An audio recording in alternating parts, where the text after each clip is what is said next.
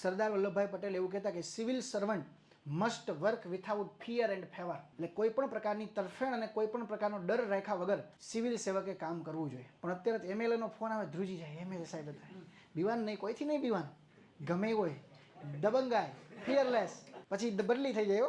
આમાં પછી ધ્યાન રાખવું પડે, બદલી થઈ જાય. પ્રેક્ટિકલ નથી. આ બધી વસ્તુ કેવી છે?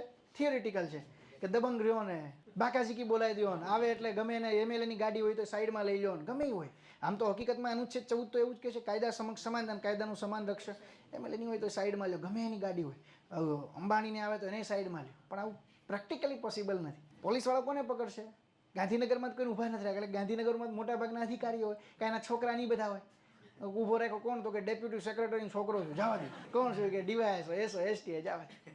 એટલે અહીંયા ઊભા જ નથી. અમદાવાદ સુરતમાં એમાં ઊભા રાખે, કારણ કે અહીંયા સુરતમાં પોટલા લઈને જ જતા હોય. ખબર હોય કે હા કંઈ અધિકારી તેવું કંઈ છે નહીં, બિઝનેસ જ કરે, ઉપાડો હોય.